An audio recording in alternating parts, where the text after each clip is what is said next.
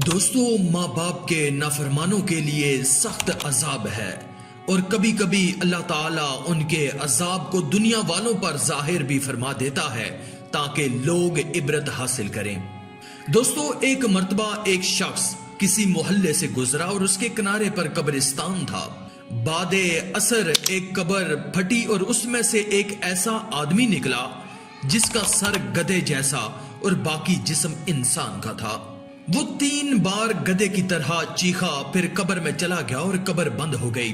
اس قبر کے پاس ہی ایک جھونپڑی تھی اور اس جھونپڑی میں ایک بوڑھی عورت اور ایک جوان عورت موجود تھی۔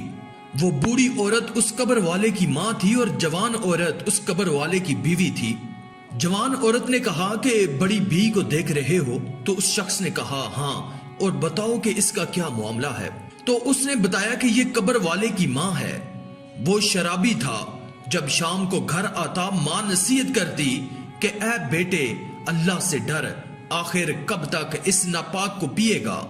یہ جواب دیتا، تو گدھے کی طرح ڈھیچوں ڈھیچوں کرتی ہے، یعنی گدھے کی طرح تم کیوں ہر وقت چلاتی رہتی ہو؟ تو دوستو، اس شخص کا عصر کے بعد انتقال ہوا۔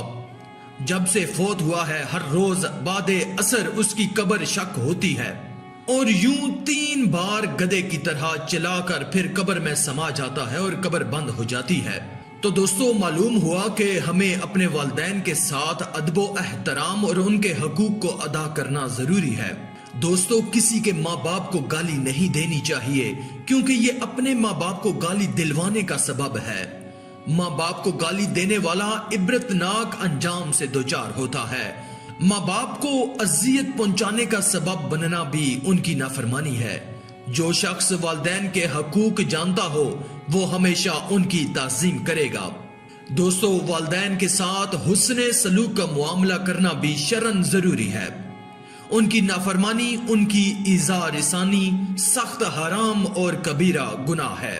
قرآن کریم اور احادیث نبوی میں والدین کے ساتھ حسن سلوک اور ان کی خدمت کی بڑی تاکید آئی ہے، جیسا کہ ارشاد ربانی ہے، اور تیرے رب نے حکم دیا ہے کہ بجز اس کے کہ کسی کی عبادت مت کرو، اور تم اپنے ماں باپ کے ساتھ حسن سلوک کیا کرو۔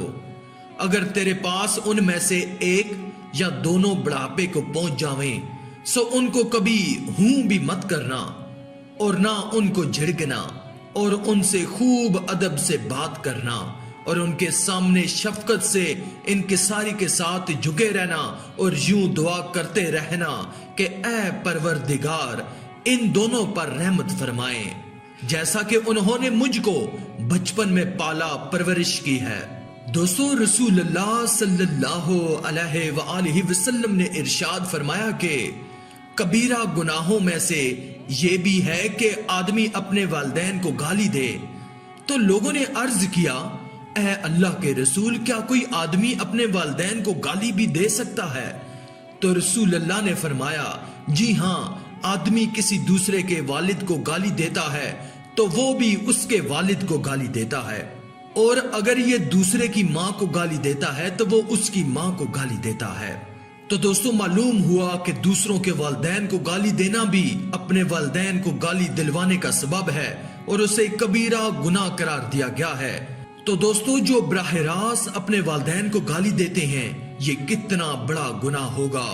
آخر میں دوستو، اللہ تعالیٰ سے دعا ہے کہ اللہ تعالیٰ ہمیں نیک اعمال کرنے اور برائی سے بچنے اور بچانے کی توفیق عطا فرمائے، آمین۔